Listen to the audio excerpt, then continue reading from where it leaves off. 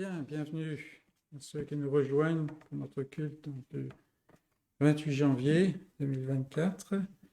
Nous allons commencer notre culte par le chant du numéro 20. Vous qui sur la terre habitez, chantez à haute voix, chantez, réjouissez-vous au Seigneur, égayez-vous à son honneur. Numéro 20.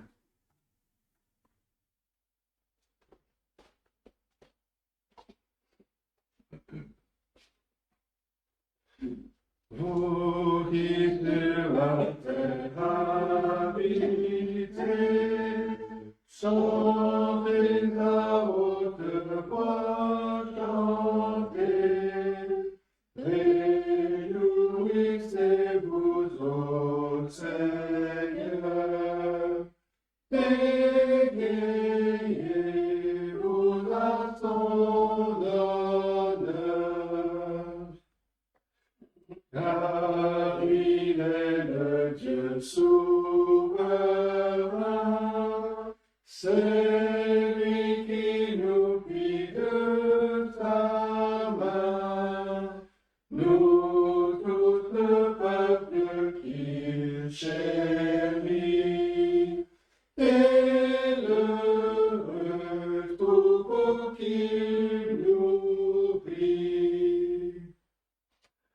Entrez dans son temple aujourd'hui et présentez-vous devant lui. Célébrez son nom glorieux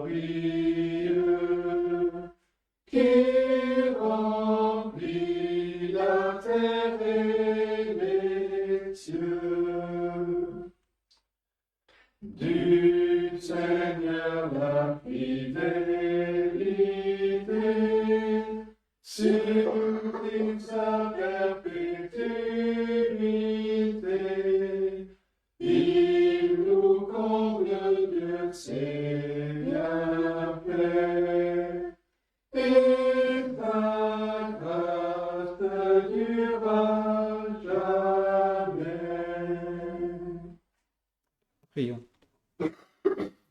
Seigneur notre Dieu, nous nous courbons devant toi dès le début de ce culte, car nous voulons reconnaître, comme nous avons chanté, que tu es le Dieu souverain, tu fais ce que tu veux, que tu es le Dieu de grâce, et ta grâce dure à jamais. Seigneur, nous sommes des êtres changeants, et tout autour de nous, rien n'est stable et permanent. Mais toi, tu es autre, tu es celui qui ne change jamais, celui qui ne vieillit pas. Tu règnes, c'est toi qui nous as fait de ta main, mais tu nous as fait de ta main pour un dessein, pour un but, et tu poursuis ce but continuellement. Et en Jésus-Christ, nous avons, Seigneur, la révélation que ce dessein est un dessein d'amour, un dessein de rédemption parce que c'est un dessein de grâce. Nous n'apportons rien. Et ce matin, Seigneur, si nous pouvons venir devant toi et élever nos cœurs vers toi et nos chants, ce n'est que parce que tu nous as donné le désir de le faire. C'est parce que tu as conduit nos pas en ce lieu. Nous te devons tout, Seigneur, et donne-nous, dans ces instants, de pouvoir goûter cette glorieuse communion avec toi en Jésus-Christ. Seigneur, nous qui ne sommes que des êtres de la terre qui passent, tu nous bénis en te révélant à nous et en te révélant dans ta beauté, et aussi, Seigneur, en t'unissant en Jésus-Christ à notre misère, de façon à ce que du fait qu'il s'est fait pauvre, lui qui est riche, Seigneur, nous pouvons partager sa richesse, nous qui sommes pauvres par nature, même incapables. Nous te louons et donne-nous, Seigneur, de te louer à pleine voix ce matin, car nous te demandons en Jésus-Christ. Amen. Nous allons continuer notre louange par le chant numéro 127, qui célèbre l'amour du Sauveur. Dans ton amour, divin Sauveur, toi, les délices de ton Père, te dépouillant de ta splendeur, tu vins t'unir à ma misère. Bien entendu, cela nous fait penser au deuxième chapitre de Philippiens, qui était en forme de Dieu, s'est humilié pour devenir ce que nous trouvons normal pour nous. Mais il a même été plus loin. Chantons donc le 127.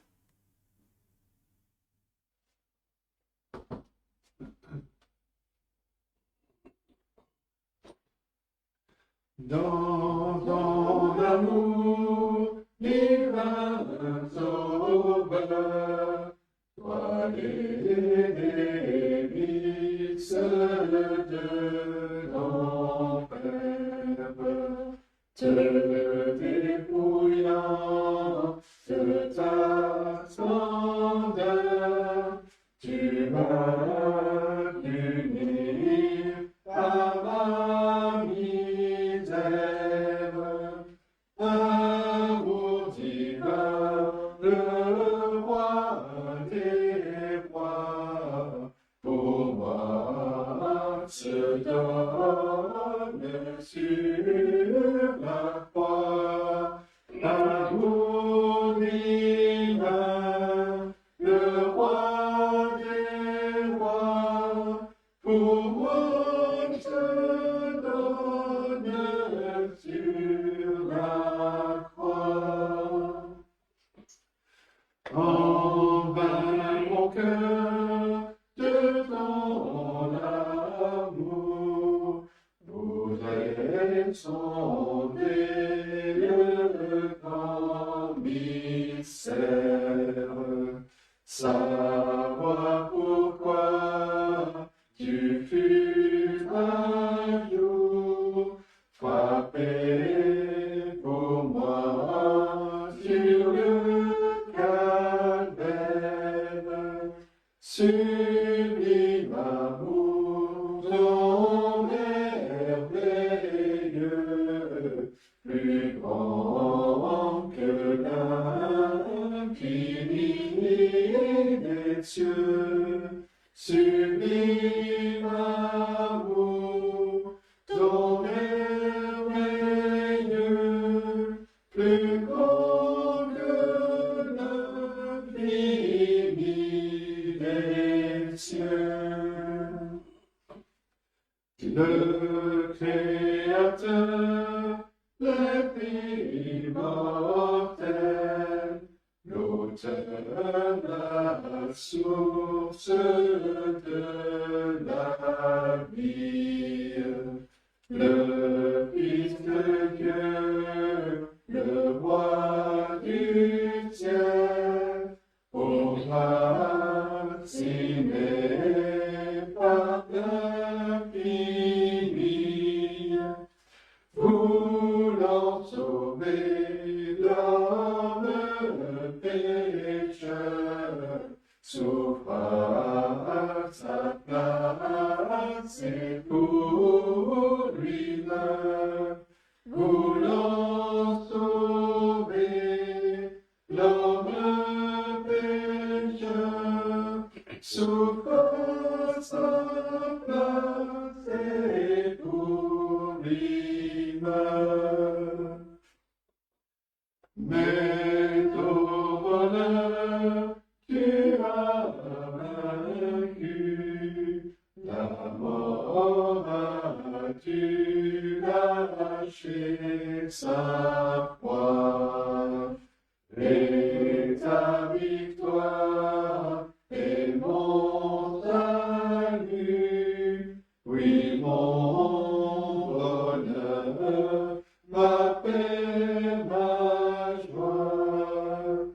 Aussi je veux tout à nouveau bénir ton nom au sein agneau, aussi je veux tout à nouveau bénir ton nom, ô saint agneau. Effectivement, quand on voit tout ce que ce Fils était depuis toute éternité, nous voyons toute la largeur, toutes les dimensions, toute l'énormité de son amour et de l'amour de Dieu en lui pour des pécheurs, à voir tout ce qu'il a fait et comme quoi il s'est humilié au-delà de même ce que nous pouvons connaître et penser. C'est inimaginable, n'est-ce pas? Mais afin que nous puissions goûter de toutes ces richesses, nous avons vraiment raison, des raisons, pluriel, de louer à jamais Jésus-Christ, ce que tous les croyants feront dans la gloire, débarrassés de toutes ces limitations que nous avons souvent. Tournons-nous maintenant vers la parole de Dieu dans l'Ancien Testament, livre d'Exode, chapitre 28. Je me suis dit, souvent on parle de ce souverain sacrificateur, grand souverain sacrificateur et tout cela, mais parce qu'on pense qu'on sait à peu près tout ce qu'il faut à ce sujet-là, c'est rare qu'on aille voir ces passages un peu obscurs ou des fois remplis de détails qui nous semblent un petit peu superflus, n'est-ce pas, dans l'Ancien Testament, surtout dans les fin Exode, Lévitique et tout cela, avec toutes les dispositions pour le culte et pour le tabernacle, mais nous allons voir l'intronisation, tout au moins la préparation, les spécifications pour le grand souverain sacrificateur, qui à l'époque était Aaron, bien sûr, et nous lisons cela en pensant, quand nous rencontrons tous ces détails, on peut se dire, bon, comment est-ce que cela nous parle de Jésus-Christ? Et je vous invite à loisir, à revenir sur ces passages et à les, non pas à les lire, mais à les méditer, à les laisser nous imprégner, filtrer en nous.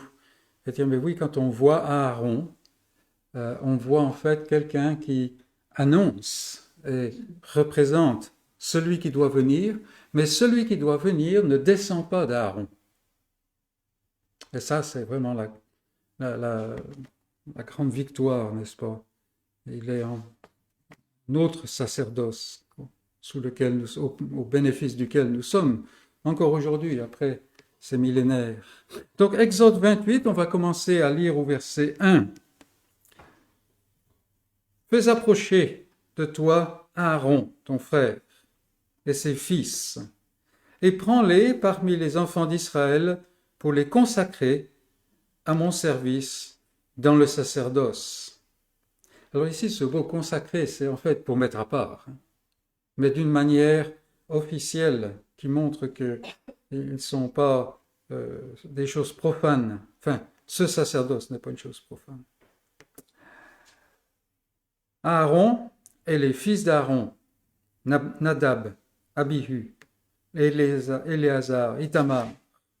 Verset 2. Tu feras à Aaron, ton frère, des vêtements sacrés pour marquer sa dignité et pour lui servir de parure.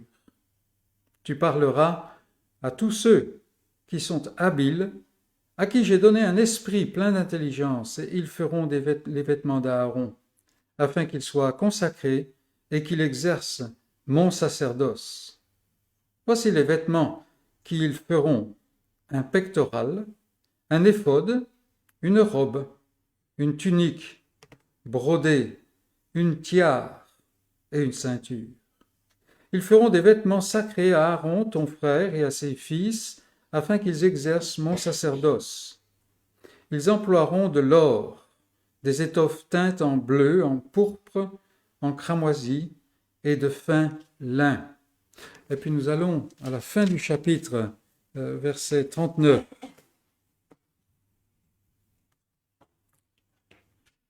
Entre les deux, on a encore plus de détails que vous découvrez à loisir. Verset 39. Tu feras la tunique de fin lin. Tu feras une tiare de fin lin. Et tu feras une ceinture brodée. Pour les fils d'Aaron, tu feras des tuniques. Tu leur feras des ceintures et tu leur feras des bonnets pour marquer leur dignité et pour leur servir de parure. Tu en revêtiras Aaron, ton frère, et ses fils avec lui. Tu les oindras, tu les consacreras, tu les sanctifieras, et ils seront à mon service dans le sacerdoce. Fais-leur des caleçons de lin pour couvrir leur nudité. Ils iront depuis les reins jusqu'aux cuisses. Aaron et ses fils les porteront quand ils entreront dans la tente d'assignation ou quand ils s'approcheront de l'autel pour faire le service dans le sanctuaire. Ainsi, ils ne se rendront point coupables et ne mourront point. C'est une loi perpétuelle pour Aaron et pour ses descendants après lui. Et nous avons ici la parole de Dieu. Vous serez d'accord avec moi, c'est quelque chose qui nous semble tellement d'une autre culture, n'est-ce pas? Mais en fait, toutes ces choses nous annoncent déjà l'importance du sacerdoce lévitique, le fait, et c'est dans la grâce de Dieu. On nous dit dans l'Ancien Testament, la grâce n'est pas trop là, c'est plutôt la justice de Dieu, n'est-ce pas? Il faut qu'on aille dans le Nouveau Testament avec Jésus pour voir la grâce et l'amour de Dieu. Mais en fait, ici, il parle de Aaron et de ses fils, et bien entendu, par déclinaison, tous les Lévites avec eux, et tout ça. Mais en fait, le fait qu'il y ait un sacerdoce voulait dire qu'il y avait quelqu'un qui pouvait offrir le sacrifice qui apportait la paix, en image, bien sûr, dans l'Ancien Testament. Mais ici, nous avons la grâce de Dieu. Là où le péché a abondé, eh bien, Dieu va plus loin, en fait. Lui qui, normalement, est courroucé, et à juste titre, et qui devrait détruire l'être humain, non, qu'est-ce qu'il fait? Il donne des indications pour un culte, pour une maison où le culte va se faire. Et le centre de cette maison, le centre de ce culte, on en a déjà souvent parlé, n'est-ce pas? C'est cette boîte cubique au milieu, où seulement un peut entrer une fois par an, non sans le sang. Voilà, c'est exactement cela, la présence de Dieu auprès d'un peuple qu'il a choisi, mais qui appartient à une race qui normalement mérite la perdition, la destruction. Donc nous voyons la grâce de Dieu, et bien entendu, toutes ces choses, nous avons vu le pectoral, bon, il faut regarder ce que c'est la plaque qui était sur la poitrine, l'éphod et ainsi de suite. Et il fallait que Aaron en soit revêtu. Mais quand il avait fini son service, il posait ces choses, il les mettait dans un coin où il pouvait se rappeler où ça se retrouvait, mais il les posait. Et Jésus-Christ, quand il est monté sur la croix, le pectoral est son cœur et ses mains même, n'est-ce pas? Où le nom des élus, de ceux que Dieu lui a donnés, est gravé pour l'éternité. Même encore aujourd'hui, les noms de tous ceux qui appartiennent à Christ, qui lui ont été donnés par le Père, sont là, gravés. C'est intéressant. Je me rappelle aller voir un monument qui racontait un peu tous les soldats qui avaient péri pendant une certaine guerre, et on voyait mais ces milliers de noms et tout cela. Mais ça, c'est rien à côté des noms qui sont gravés sur le cœur et sur les mains du Sauveur. Ces choses-là nous dépassent, n'est-ce pas? Nous dépassent, oui. Chantons au 153. Le Tout-Puissant est mon berger. Son amour me fait vivre. Alors que nous chantons cela, nous pouvons nous poser la question des apôtres, n'est-ce pas? Laisse-moi, Seigneur, et nous consacrer à ce que ce soit la vérité pour nous. Le Tout-Puissant est mon berger, son amour me fait vivre. 153.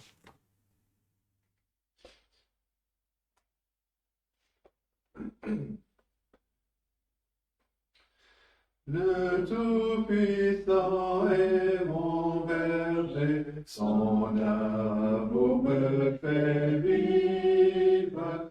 Il est cette vie danger dont il me délivre. Chaque matin, il me conduit près des sources d'eau vive, et je m'endors quand vient la nuit, sous sa garde attentive. Je m'égare mes folles brebis, mais tu suivis ma trace, et dans tes bras tu me repris, amour que rien ne lasse. Et maintenant je ne veux plus sans toi marcher l'heure, pour vivre et mourir, ô Jésus, sous ta croix je demeure. Car seul elle me guidera dans le sombre passage. Mon âme au Sauveur bénira, ton amour d'âge en âge. Nous allons maintenant dans le Nouveau Testament, dans la lettre de Paul aux Galates. Et nous commencerons la lecture au chapitre 3, verset 25.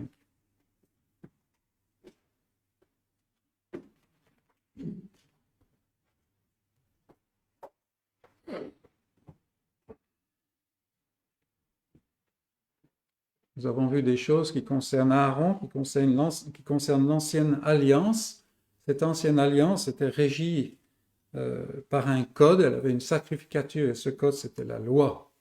La loi qui en fait frappait à mort à cause de l'incapacité dans laquelle l'être humain est d'obéir à la volonté de Dieu.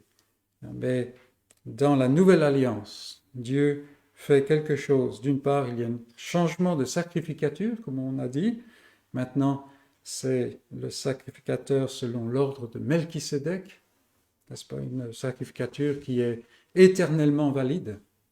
Et il y a une nouvelle législature, si on peut dire. Et nous allons prendre la lecture au verset 25. Bien sûr, c'est au milieu des arguments de l'argumentaire de Paul, mais si on veut ne pas briser l'argumentaire de Paul, il faut commencer au chapitre 1, verset 1, et puis aller jusqu'au bout. Alors on va se limiter, n'est-ce pas?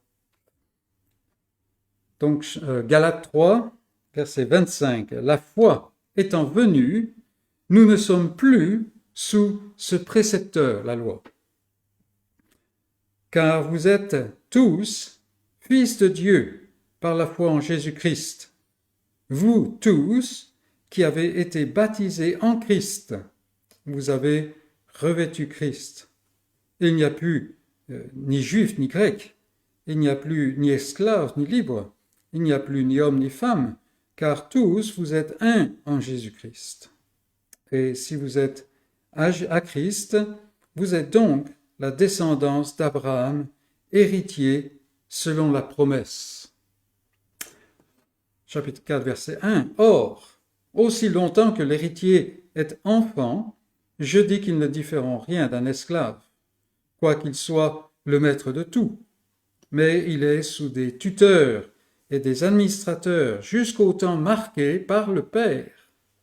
Nous aussi, de la même manière, lorsque nous étions enfants, nous étions sous l'esclavage des principes élémentaires du monde. Mais lorsque les temps ont été accomplis, Dieu a envoyé son Fils, né d'une femme, né sous la loi, afin qu'il rachète ceux qui étaient sous la loi, afin que nous recevions l'adoption. Et parce que vous êtes fils, Dieu a envoyé dans nos cœurs l'esprit de son Fils, lequel crie « Abba, Père ». Ainsi, tu n'es plus esclave, mais fils. Et si tu es fils, tu es aussi héritier par la grâce de Dieu. Autrefois, ne connaissant pas Dieu, vous serviez des dieux qui ne le sont pas de leur nature. Mais à présent que vous avez connu Dieu, ou plutôt que vous avez été connu de Dieu, comment retournez-vous à ces faibles et ces pauvres principes élémentaires auxquels vous voulez vous affermir encore? Vous observez des jours, les mois, les temps, les années. Je crains d'avoir inutilement travaillé pour vous. Et ici, Paul est fort à la fin de ce passage. Il dit, mais en fait, j'ai prêché en vain, parce qu'il semble que toutes vos professions de foi, il parle à des Galates qui professent d'être croyants et qui sont troublés, qui vacillent même. Mais Paul lui dit, mais en fait, vous avez professé des grandes choses, mais ça c'était du pipeau, c'était du plaqué. Ça n'est pas, regardez maintenant, vous retournez là où vous étiez. Qu'est-ce que c'était? Alors, il y a certaines manières, on n'a plus nécessairement les jours, les semaines, les mois, les choses comme ça. Mais en fait, ce qu'il faisait, c'est qu'il retournait aux efforts de l'homme pour parvenir à la paix avec Dieu. Ce que la loi enjoint de faire, parce que c'est la volonté de Dieu initiale pour sa créature. Chose qui est maintenant impossible à cause du péché. Et Dieu a amené cette nouvelle voie dont Paul parle, par exemple, dans les Romains, chapitre 3 encore. Mais cette voie qui est au-delà de la loi, qui ne prend pas le chemin de la loi, mais qui est par la foi. Et donc, il peut parler fort à ces Galates, et on espère qu'ils sont réveillés. Ils étaient troublés, et ils ont été, déstabilisés et pratiquement aspirés par ces judaïsants qui venaient et qui proposaient des choses qui se voient, qui se touchent. Et on s'aperçoit qu'en fait, je ne sais pas pour vous, mais pour moi, je me vois bien vers les Galates. On a tellement cette tendance à vouloir voir. Mais non, c'est par la foi. C'est par la foi. Et la foi, en fait, a une vue qui a une acuité beaucoup plus perçante que nos yeux. Alors, je parle en connaissance de cause, parce que mes yeux, ça descend de jour en jour. Vous allez rigoler, mais c'est cela, n'est-ce pas? Mais la vue de la foi ne baisse pas. Ne baisse pas.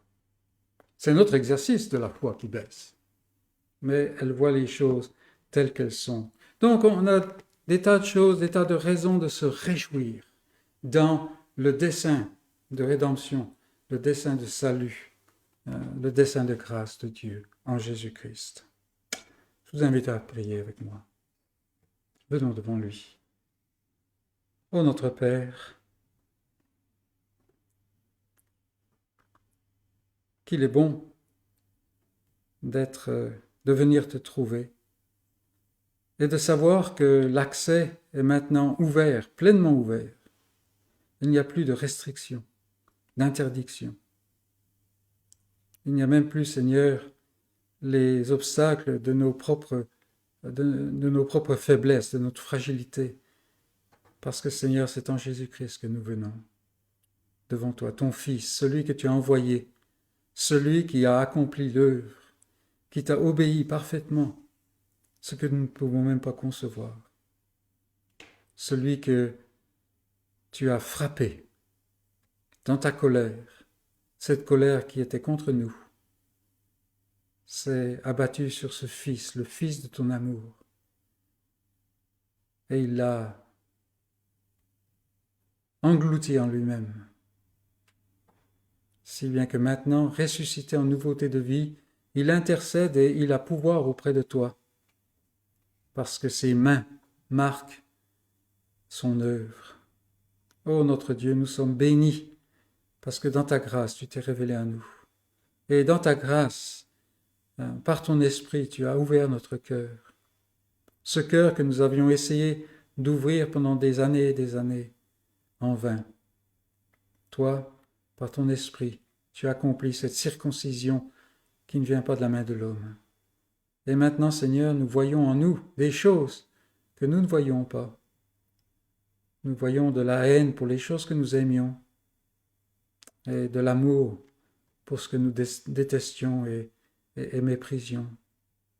C'est vrai, Seigneur, ce n'est pas parfait. Nous sommes ici encore dans ce corps qui est lourd. Mais Seigneur, ces choses-là viennent de toi et nous te louons. Et nous te demandons, Seigneur, que par ta parole, tu nous enseignes et par ton esprit, tu nous remplisses de puissance pour obéir à tes voies, pour marcher dans les pas de Christ, pour vivre sa vie. Et Seigneur, pour te porter gloire, pour être en communion intime avec toi, de manière ressentie, Seigneur. Car nous savons que ton amour est sur les tiens continuellement, sans variation. Mais, Seigneur, combien de fois nous nous voilons les yeux. Et comme ton prophète d'antan l'a dit, ce n'est pas ton amour qui baisse, mais ce sont nos crimes qui mettent une séparation. Aide-nous, Seigneur, à grandir dans cette grâce que tu nous as donnée, à marcher selon ta volonté. Nous avons besoin de toute la puissance de ton esprit pour cela.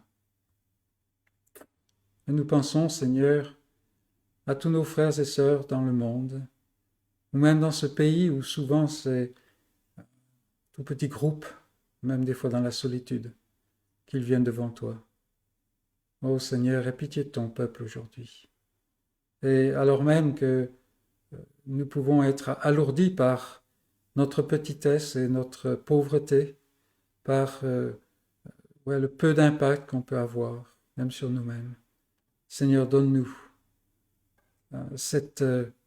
ce sentiment vraiment concret que nous sommes riches en Jésus-Christ. Riches au-delà de ce que ce monde peut nous donner. Oui, souvent, Seigneur, parfois, nous envions ce monde parce que nous le regardons avec nos yeux de chair. Mais Seigneur, combien nous avons plus en Jésus-Christ, toutes ces bénédictions que ta parole énumère, qui sont en Jésus-Christ, et qui dureront au-delà de toutes choses, qui nous suivront, Seigneur, même au-delà du corps. Mon Seigneur, nous prions que tu touches, que tu te rapproches et que tu sois présent avec ton Église aujourd'hui.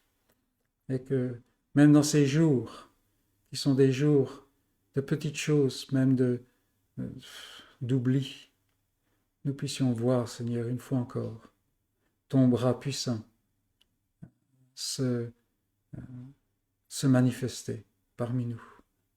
Nous pensons à ceux, Seigneur, qui sont avec nous, avec qui nous sommes en contact, ou même nous vivons,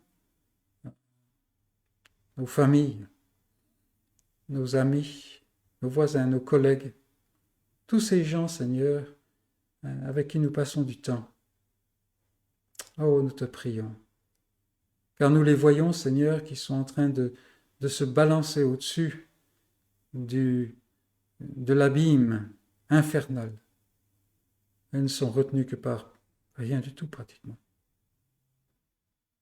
Même si ce fil d'argent que tu tiens encore se rompt, et non qu'un espoir, mais des remords continuels, éternels. Seigneur, donne-nous de saigner pour eux. Et donne-nous des pas qui vont vers eux. Et donne-nous une bouche qui sait comment leur parler. Nous ne voulons pas tomber dans le piège, Seigneur, d'autres générations qui ont matraqué les incroyants. Mais donne-nous, Seigneur, cette parole qui, par la puissance de ton esprit, ira se loger plus profond même que la moelle et les jointures. afin, Seigneur, que ceux qui sont dans la mort, qui se lamentent, qui, en fait, passent d'un jour dans l'autre, en attendant l'inévitable, en se trompant, Seigneur, qu'ils puissent connaître la vie. Cette vie dont tu es la source, et qu'ils puissent connaître ce Sauveur merveilleux.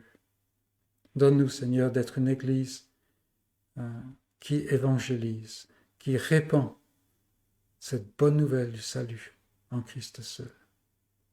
Et maintenant, Seigneur, alors que nous allons bientôt ouvrir ta parole d'une manière particulière, l'expliquer, l'appliquer et la vivre, nous implorons ta présence. Ta présence sur celui qui va nous parler, ce n'est qu'un homme, et ta présence sur chacun d'entre nous. Ô Seigneur, donne-nous d'être attentifs à ce que tu dis, et donne-nous d'entendre ta voix et d'être transformés. Sois donc avec nous, Seigneur, car nous te demandons en Jésus-Christ. Amen. Avant le message, nous allons chanter au 180. 180, nous voulons la parole de Dieu. Et cette divine parole, elle n'est pas divine en elle-même, bien sûr, mais c'est la parole de Dieu. Une divine parole qui soutient ma foi. On en a bien besoin, n'est-ce pas? 180.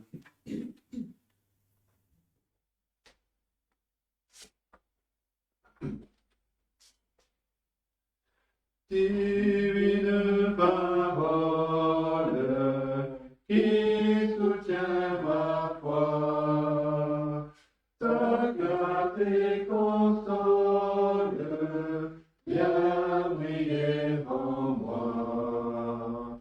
Lorsqu'un voile sombre s'étend sur mon cœur, tu dissipes l'ombre d'un rayon vainqueur.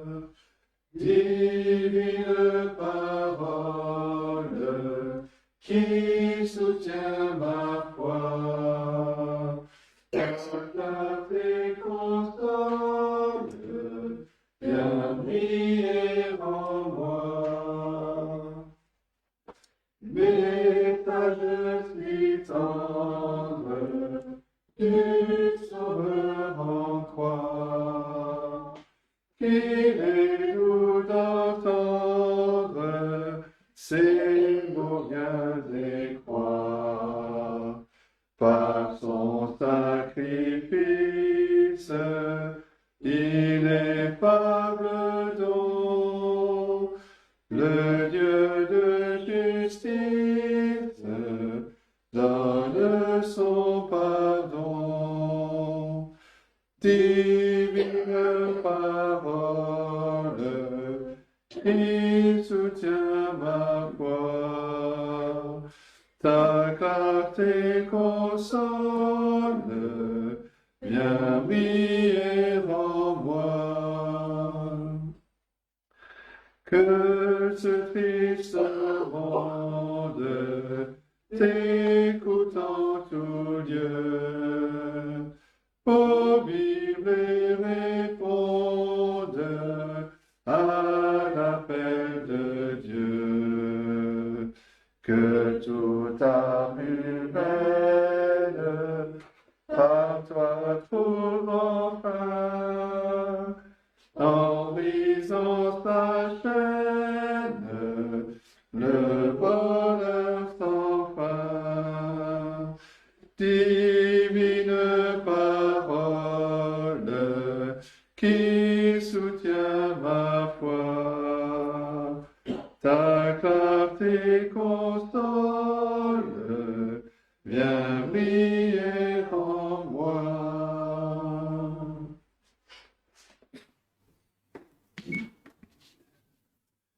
Je vous invite à ouvrir la parole de Dieu dans la lettre aux Hébreux, chapitre 2.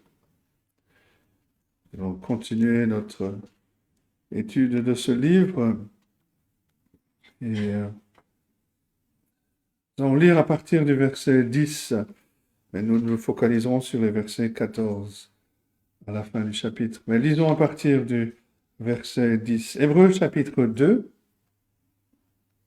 à partir du verset 10. Et voici donc la parole de Dieu. Il convenait en effet que celui pour qui et par qui sont toutes choses, et qui voulait conduire à la gloire beaucoup de fils, est élevé à la perfection par les souffrances, le prince de leur salut.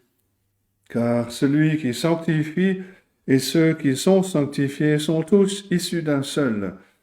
C'est pourquoi il n'a pas honte de les appeler frères, lorsqu'il dit « J'annoncerai ton nom à mes frères, je te célébrerai au milieu de l'assemblée.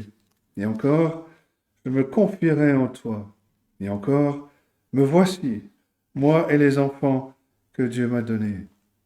Ainsi donc, puisque les enfants participent au sang et à la chair, il y a également participé lui-même, afin que par la mort, il rende impuissant celui qui avait la puissance de la mort, c'est-à-dire le diable.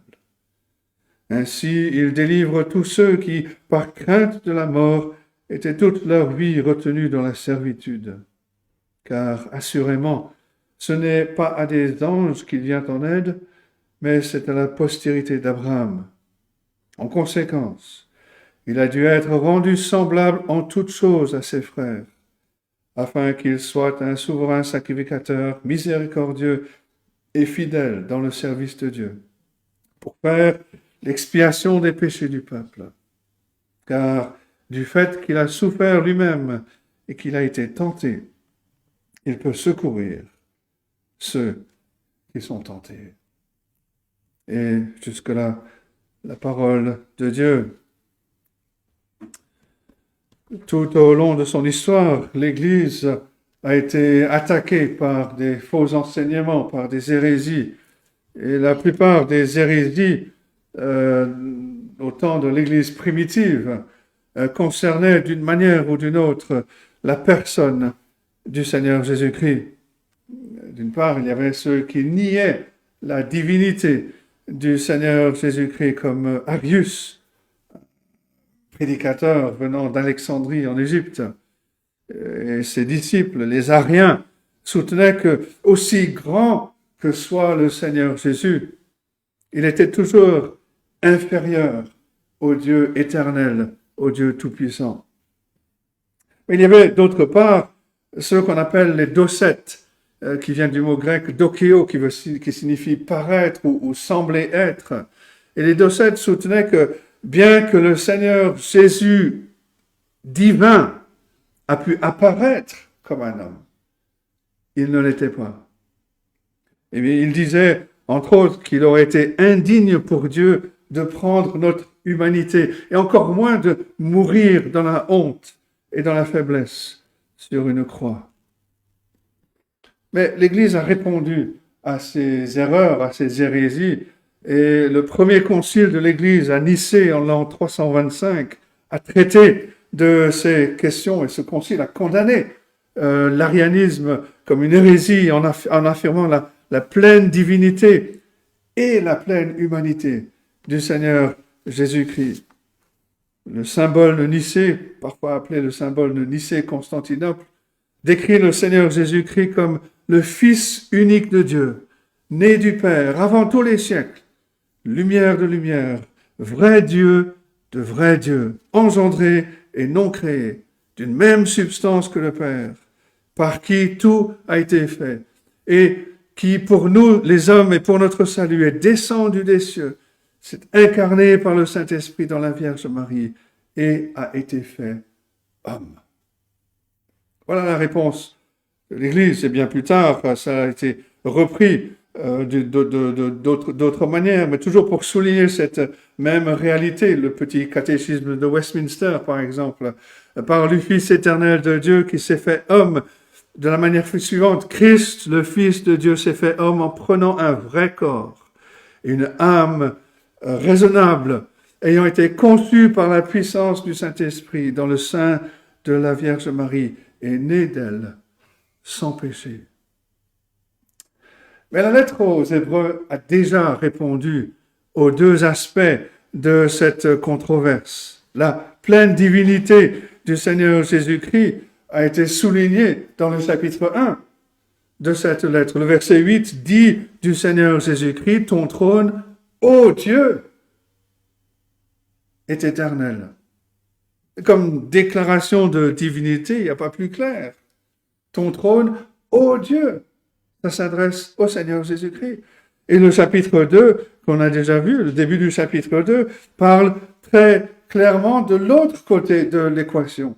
Les versets 10 à 13 ont montré à quel point le Seigneur Jésus-Christ s'est identifié à notre humanité. Il s'est fait un avec ceux qu'il sauve, en allant jusqu'à s'équiper pour accomplir cette tâche par la souffrance. Et les versets que nous voulons voir ce matin continuent en donnant encore plus de preuves pour mettre en évidence l'humanité du Seigneur Jésus-Christ. Le verset 14 dit qu'il a participé au sang et à la chair. Le verset 17 dit qu'il a dû être rendu semblable en toutes choses à ses frères. Celui qui est pleinement Dieu, le Fils même du Dieu du ciel, a souffert, a été tenté en tant qu'homme, comme le dit le verset 18.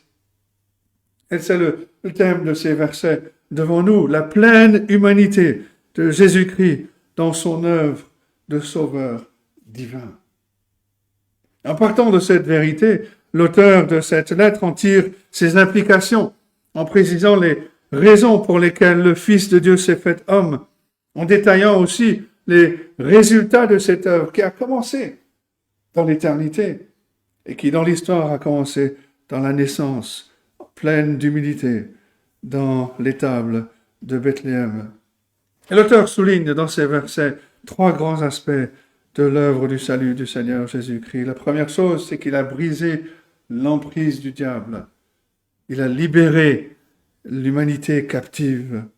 Deuxièmement, il a fait la propitiation de la colère de Dieu contre notre péché. Troisièmement, il est devenu un souverain sacrificateur, miséricordieux et compatissant, qui peut secourir, capable de secourir, qui peut secourir nous qui, aujourd'hui, souffrons sous l'épreuve de la tentation.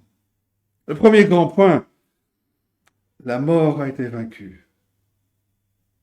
Le passage commence au verset 14. Ainsi donc, puisque les enfants participent au sang et à la chair, il y a également participé lui-même, afin que, par la mort, il rende impuissant celui qui avait la puissance de la mort, c'est-à-dire le diable.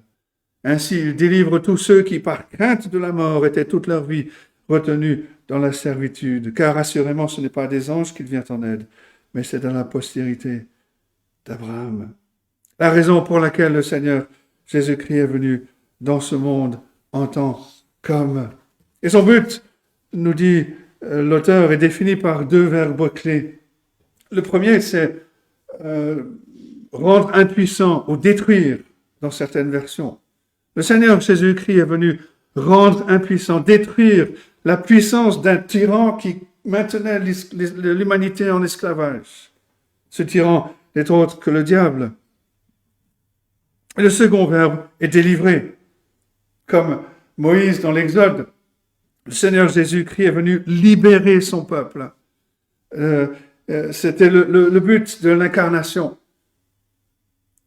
Mais s'il y a ces 2 verbes, l'auteur nous dit aussi le moyen par lequel le Seigneur Jésus-Christ a remporté cette victoire. C'est par sa mort sur la croix. Si quelqu'un demande pourquoi Jésus est-il venu dans le monde, la réponse est là. Il est venu pour mourir. Afin que par sa mort, il renverse la domination de Satan, qu'il libère les captifs. Plusieurs grandes déclarations sont faites ici, et ça commence par la description de la condition de l'homme sous le péché. Les hommes, nous dit l'auteur, sont, par crainte de la mort, étaient toute leur vie retenus dans la servitude, verset 15. Bien sûr, l'oppresseur le diable, l'auteur nous dit, avait la puissance de la mort. Quand le diable a séduit les premiers parents, Adam et Ève, quand il les a séduits dans le péché, il les a amenés sous la malédiction de la mort. C'était le jugement que Dieu avait prononcé, le châtiment que Dieu avait annoncé pour la désobéissance. Genèse 2, verset 17. Tu ne mangeras pas de l'arbre de la connaissance du bien et du mal, car le jour où tu en mangeras, tu mourras certainement. Et depuis, le diable et les siens tourmentent l'homme par la peur de la mort. C'est le sort de notre race. Un commentateur dit ceci: la soumission sans espoir à la mort caractérise l'existence terrestre en dehors de l'intervention de Dieu. De plus, la présence de la mort se fait sentir dans l'expérience de l'anxiété. La peur de la mort, c'est une chose à laquelle l'humanité est encore confrontée aujourd'hui. Quelle part de notre agitation, de notre frénésie pour le divertissement est principalement une tentative de détourner notre regard des ombres que la mort projette dans notre vie. La mort, c'est pas seulement un événement qui nous attend, c'est une puissance. C'est le levain de la futilité qui imprègne nos réalisations, qui empêche le contentement, qui empêche la paix de nos âmes. Et on a donc une déclaration claire du problème que le Seigneur Jésus-Christ est venu résoudre. C'est de là qu'il nous sauve. Pas seulement du malheur, pas seulement du dysfonctionnement ou de l'échec dans la vie. Ce dont nous avons besoin d'être sauvés, beaucoup plus grand, c'est le règne complet de la mort à cause du péché. Un règne qui tient l'humanité en esclavage dans la peur, qui à la fin de notre vie nous afflige de l'expérience de la mort, qui au-delà de la tombe nous voit condamnés devant le trône du jugement d'un Dieu saint. La mort est le problème dont nous devons être sauvés. La mort est aussi ce que le Seigneur Jésus-Christ a vaincu par son œuvre. Il a brisé la puissance du diable. Il nous libère de la puissance du diable par sa mort, sa propre mort sur la croix. En prenant nos péchés sur lui, le Seigneur Jésus-Christ a enduré la colère de Dieu que nous méritons. Sur la croix, le Seigneur Jésus-Christ, comme le dit l'apôtre Paul en 2 Timothée 1, verset 10, le Seigneur a réduit la mort à l'impuissance. Il a mis en évidence la vie et l'immortalité par l'Évangile. C'est lui le Seigneur Jésus-Christ, qui a remporté la victoire sur notre plus grand ennemi par sa mort sur la croix. Est-ce que nous sommes tenus en esclavage par le spectre de la réalité de la mort? Et bien qu'on doive affronter la mort, est-ce qu'on est libre des chaînes de la peur, sachant que pour nous, la mort est la porte de la vie éternelle, dans la gloire, l'entrée dans la gloire. Si on se repose sur le Seigneur Jésus-Christ, on a été libéré de l'aiguillon de la mort. C'est ce que le Seigneur Jésus-Christ a fait pour son peuple sur la croix. Il nous a libérés de la peur de la mort. Par la foi dans le Seigneur Jésus-Christ, on peut exulter dans sa victoire avec les paroles de l'apôtre Paul en 1 Corinthiens 15, versets 54 et suivants. La mort a été engloutie dans la victoire. Ô mort, où est ta victoire? Ô mort, où est ton aiguillon? L'aiguillon de la mort, c'est le péché. La puissance du péché, c'est la loi. Mais grâce soit rendue à Dieu, qui nous donne la victoire par notre Seigneur Jésus-Christ. 1 Corinthiens 15, versets 54 et suivants. Et Jean Calvin écrit: de cette crainte, le Christ nous a délivrés, qui en subissant notre malédiction a ôté ce qui est terrible dans la mort. Car bien que nous ne soyons pas maintenant libérés de la mort, pourtant dans la vie et dans la mort, nous avons la paix et la sécurité lorsque Christ nous précède. Et chaque fois que l'on parle de la mort du Seigneur Jésus-Christ sur la croix, on doit comprendre qu'il y a deux parties impliquées. Il y a le pécheur et il y a Dieu. C'est pour ça que l'apôtre Paul écrit en 1 Timothée 2, verset 5, « Car il y a un seul Dieu et aussi un seul médiateur entre Dieu et les hommes. Jésus-Christ, homme. » On a déjà vu une raison pour laquelle le Seigneur Jésus-Christ s'est fait homme, à savoir mourir et ainsi nous libérer de la mort. Il y a aussi Dieu le Père à considérer. Dans sa sainteté, Dieu ne peut pas accepter les gens qui sont souillés par le péché, qui sont corrompus, à la fois en tant que race, mais aussi en tant qu'individu. Et le verset 17 traite de cet aspect de la mort du Seigneur Jésus-Christ. En conséquence, il a dû être rendu semblable en toutes choses à ses frères, afin qu'il soit un souverain sacrificateur miséricordieux et fidèle dans le service de Dieu pour faire l'expiation des péchés du peuple. Et c'est le deuxième grand point. Le premier, la mort a été vaincue. Le deuxième grand point, la propitiation a été faite. On a dit au début que les controverses sur les natures divines et humaines du Seigneur Jésus-Christ ont causé quelques-unes des batailles clés dans l'histoire de l'Église. Et ce verset 17 donne une explication classique sur la raison pour laquelle le Seigneur Jésus-Christ devait devenir pleinement homme. C'est afin qu'il puisse accomplir le service sacerdotal devant Dieu au nom de l'homme, au nom de son peuple, et ainsi faire la propitiation, c'est-à-dire détourner la colère de Dieu, cette colère qui est dirigée contre nous, contre notre péché. Alors notre version utilise le terme expiation. Je ne vais pas entrer dans trop de détails, simplement dire que le terme dans le terme expiation, il n'y a pas de notion relationnelle. Le terme d'expiation s'adresse au péché, à l'offense. Le coupable doit payer pour l'offense, ou alors un substitut doit souffrir ou mourir à la place comme conséquence du péché. Ça concerne le péché, ça concerne l'offense. Quand on parle de propitiation, il y a une notion relationnelle, à savoir la relation de Dieu avec l'homme. Quelque chose doit être fait pour écarter la colère de Dieu, cette colère qui est dirigée contre l'être humain à cause de son péché. Mais écarter la colère tout en satisfaisant la justice de Dieu. Le péché doit être puni. Dans beaucoup de milieux, on n'aime pas l'idée d'un Dieu en colère. On cherche à éloigner cette notion, mais le terme qui est utilisé ici, c'est bien le terme propitiation. Et l'explication classique a été donnée par Anselme de Canterbury au XIe siècle dans une œuvre appelée Cur Deus Homo, qui se traduit simplement par « Pourquoi Dieu est devenu homme ».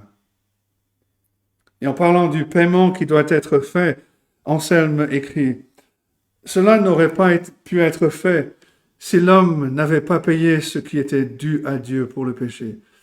Mais la dette était si grande que, tandis que l'homme seul la devait, seul Dieu pouvait la payer. De sorte que la même personne devait être à la fois homme et Dieu. Il fallait donc que Dieu introduise l'humanité dans l'unité de sa personne, afin que celui qui, dans sa propre nature, devait payer et ne le pouvait pas, pouvait être dans une personne qui pourrait payer. Et c'est ce que l'auteur dit ici au verset 17. Jésus-Christ a dû être rendu semblable en toutes choses à ses frères, afin qu'il soit un souverain sacrificateur miséricordieux et fidèle. On peut aller ce passage en Exode 28, les souverains sacrificateurs de l'Ancien Testament avaient deux fonctions. L'une, c'était de représenter Dieu devant l'homme. C'est pour ça qu'ils avaient des vêtements qui étaient resplendissants, des vêtements de gloire, d'honneur, des vêtements éclatants pour dépeindre la perfection de Dieu, la justice de Dieu, la sainteté de Dieu devant les hommes. Mais tout aussi important, le souverain sacrificateur représentait l'homme devant Dieu. Et c'est pour ça que le souverain sacrificateur portait un éphod d'or sur lequel étaient fixées 12 pierres portant le nom des 12 tribus d'Israël. Et le Seigneur Jésus-Christ s'est fait homme pour porter nos noms, pour porter les noms de son peuple sur lui. Il est le véritable souverain sacrificateur. Il est vêtu de sa propre justice et qu'il présente en notre nom. Il est monté au ciel comme notre souverain sacrificateur, notre représentant. Il a offert son sang précieux. Il a offert sa vie divine, infiniment précieuse, qui seule pouvait expier les péchés du monde, payer la dette de notre péché. Il a fait la propitiation. Il a écarté la colère de Dieu qui était sur nous. Et il l'a prise sur lui à cause de nos péchés. Et c'est pour ça qu'il est né dans ce monde.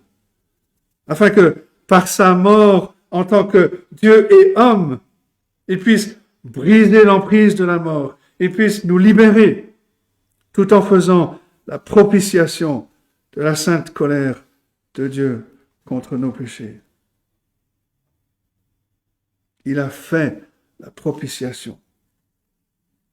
On dit qu'il y a 3 raisons pour lesquelles Dieu le Fils devait devenir homme. Le premier, c'était de nous libérer de l'esclavage de la mort. Le second était de faire la propitiation de la colère de Dieu. La troisième raison nous est donnée au verset 18.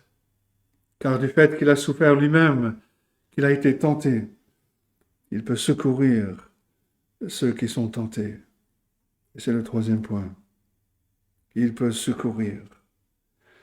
Le Seigneur Jésus-Christ est parfaitement adapté pour nous aider dans notre lutte contre la tentation du péché, le désespoir, parce que lui-même a traversé ces épreuves. Et c'est encore là une grande preuve de son humanité, de sa pleine humanité. Il a souffert lui-même. Il a été tenté. On pense naturellement aux tentations du Seigneur Jésus-Christ dans le désert, tenté par le diable. Le Seigneur Jésus était affligé d'une grande faim. La tentation, c'était d'accepter la couronne sans la croix. C'était sûrement de grandes tentations. Le Seigneur les a surmontées. Mais il ne faut pas négliger toutes les tentations auxquelles il a été exposé pendant toute son existence terrestre. Tentations qui auraient interagi avec tous les aspects de sa nature humaine. Et à cause d'eux, le Seigneur sait exactement ce que nous traversons. Il sait ce que c'est d'être tenté, parce que lui-même a vécu ces choses. Lui-même a été tenté comme nous. Notre souverain sacrificateur a une réelle sympathie, une réelle compassion pour ce que nous traversons. Alors certaines personnes objectent que le Seigneur Jésus ne connaît pas toute l'expérience humaine parce qu'il n'était pas pécheur. Ces personnes disent que sans l'expérience de la corruption du péché, il ne peut pas avoir une pleine sympathie avec nous. Mais la réponse est tout le contraire. Le Seigneur Jésus en sait beaucoup plus sur la tentation que nous, parce qu'il a enduré bien au-delà du point où le plus fort d'entre nous cède à l'épreuve. Un commentateur écrit ceci: la sympathie envers le pécheur dans son épreuve ne dépend pas de l'expérience du péché, mais de l'expérience de la force de la tentation du péché, que seul celui qui est sans péché peut connaître, dans toute son intensité. Celui qui cède, celui qui tombe, cède avant la dernière pression. Le Seigneur Jésus-Christ n'a jamais cédé, il n'est jamais tombé. Il a une sympathie réelle pour ceux qui sont tentés. C'est pour ça que l'Écriture nous dit qu'il est capable. Il peut secourir.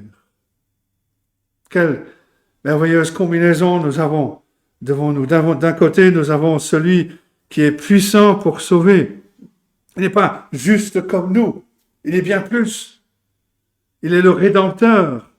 Nous sommes des pécheurs qui avons un si grand besoin d'un Rédempteur. Et son œuvre n'est pas impersonnelle, n'est pas quelque chose de mécanique. Son œuvre est sincère, est semblable, est sensible. Il a été fait comme nous. Dans son expérience de douleur, dans son expérience de souffrance, dans son expérience de tentation. Il a senti les clous alors qu'ils étaient enfoncés dans ses mains et dans ses pieds, qu'il allait donner sa vie pour nous libérer. Il y a une qualité de miséricorde à l'œuvre du Seigneur Jésus-Christ qui est intime, qui est personnelle, qui est consciente. Elle nous appelle à aimer ce Sauveur, ce Dieu qui s'est donné tant de mal pour nous connaître dans nos épreuves, pour avoir la communion dans nos souffrances, alors même qu'il nous appelle dans la communion de ses souffrances. Et tout cela met en avant le fait que le Seigneur Jésus-Christ peut secourir. Il est capable de comprendre ce que l'on traverse. Il est capable de nous entendre avec un cœur compatissant, un cœur plein de miséricorde lorsqu'on crie. C'est un encouragement pour nous dans toutes les épreuves, toutes les tentations que nous pouvons connaître, de venir à lui, de courir à lui dans la prière. Parce qu'il est capable, il peut nous délivrer. On peut donc lui faire confiance, sachant que la mort ne nous fera pas de mal, mais au contraire, elle nous fait entrer dans la gloire avec lui. On peut lui faire confiance aujourd'hui dans nos tentations, dans nos luttes actuelles, parce qu'il est capable de nous aider. Il est assis à côté de son Père, il intercède en notre faveur, il nous donne la force par son esprit. C'est pour ça que l'apôtre Paul peut écrire en Galates 2, verset 20, « Ce n'est plus moi qui vis, c'est Christ qui vit en moi. Si je vis maintenant dans la chair, je vis dans la foi au Fils de Dieu qui m'a aimé et qui s'est livré lui-même pour moi. » Malgré toutes les épreuves de l'apôtre Paul, avec la connaissance de la puissance actuelle du Seigneur Jésus-Christ, qu'il peut déclarer en Philippiens 4, verset 13, « Je puis tout par celui qui me fortifie. » Le Seigneur Jésus-Christ, le propre Fils de Dieu, est devenu comme nous pour être un sauveur total, un sauveur suffisant, pleinement suffisant pour toute la variété de nos besoins. Voilà pourquoi les plaintes de ce monde contre Dieu sont creuses, sont sans fondement. Les gens disent, en se lamentant dans ce monde de malheur, où est Dieu? Pourquoi est-ce que Dieu ne fait pas quelque chose? Alors que pendant ce temps, Dieu a tout fait. Même plus que cela. Il a fait plus que ce que nous pourrions demander, ce que nous pourrions imaginer. Dieu est entré dans ce monde. Il a marché à travers la poussière de ce monde. Celui qui est la vie a pleuré devant la tombe. Celui qui est le pain de vie a ressenti la douleur de la faim dans son ventre. Y a-t-il quelque chose de plus beau que les scènes du Seigneur Jésus-Christ qui mange avec les faibles, les fatigués, les pécheurs, les publicains? Il a pris les épines qui affligent ce monde marqué par le péché, il les a tissées en une couronne pour être pressées sur sa tête. Il a ouvert ses bras en signe d'amour, afin que les mains qui ont tissé la création soient clouées sur une croix. Mais il est ressuscité. Il a vaincu. Il est ressuscité d'entre les morts. Il a conquis tout ce qui nous écrase. Il nous a libérés pour vivre dans la paix, dans la joie devant Dieu. Et tout ce que Dieu a fait dans cette œuvre rédemptrice du Seigneur Jésus-Christ a été fait non pas pour les anges, mais pour nous. C'est comme nous qu'il est devenu. C'est pour nous qu'il est mort. C'est avec nous qu'il sympathise aujourd'hui. Il connaît notre lutte, il connaît nos épreuves. Il peut secourir.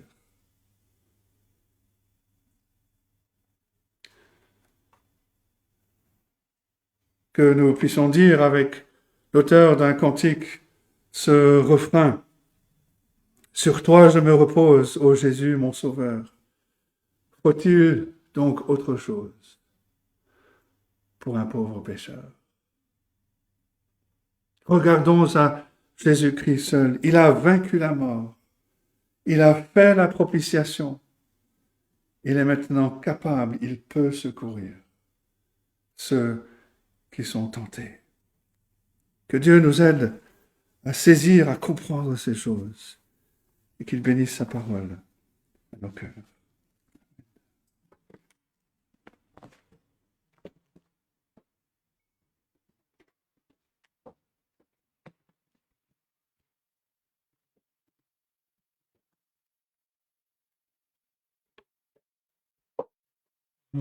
Nous allons terminer notre culte par le chant du cantique numéro 300. J'entends ta douce voix, Jésus, je viens à toi. Je viens à toi, je viens au Sauveur, lave-moi par le sang de ta croix. Pensons à ce que nous venons d'entendre et chantons le numéro 300.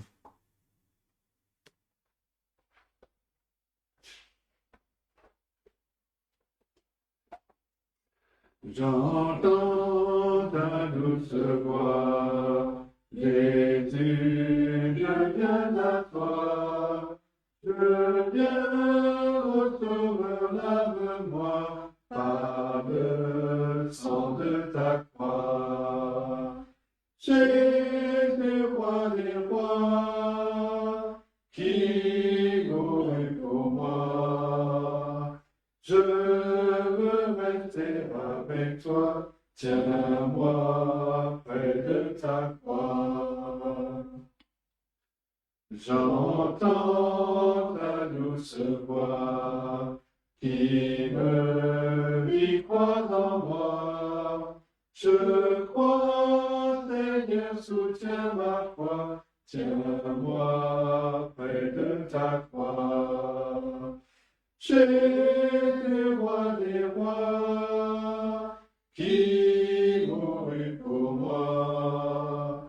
Je veux rester avec toi, tiens-moi près de ta croix.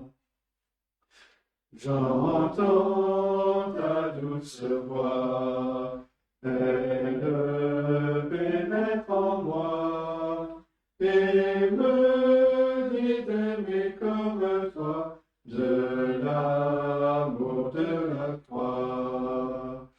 Jésus, roi des rois, qui mourut pour moi. Je veux rester avec toi, tiens-moi près de ta croix. J'entends ta douce voix, toi qui mourus pour moi. Seigneur, que je bénisse à toi dans ta mort par la foi. Jésus, roi des rois, qui mourut pour moi. Je veux rester avec toi, Tiens-moi près de ta croix. Oui, Seigneur, nous voulons rester près de toi. Donne-nous de nous rapprocher toujours plus de cette croix, sachant qu'elle est vide, que l'œuvre est accomplie et que désormais les cieux sont ouverts pour quiconque est en Jésus-Christ. Seigneur, tu nous as parlé, tu nous as bénis d'entendre ta voix, tu nous as donné de méditer sur ta grande grâce en Jésus-Christ. Et nous te prions que ces choses ne se dissipent pas comme la brume du matin, mais qu'au contraire, ce soit cette nourriture solide qui vient de ta parole, qui nous donne l'énergie dont nous avons besoin dans ce monde de ténèbres pour la semaine qui s'ouvre. Ô notre Dieu, sois avec nous et glorifie ton nom, nous te prions, en Jésus-Christ. Amen. Notre culte est désormais terminé. Bon dimanche à tous, bonne semaine, et que le Seigneur glorifie son Fils dans son Église.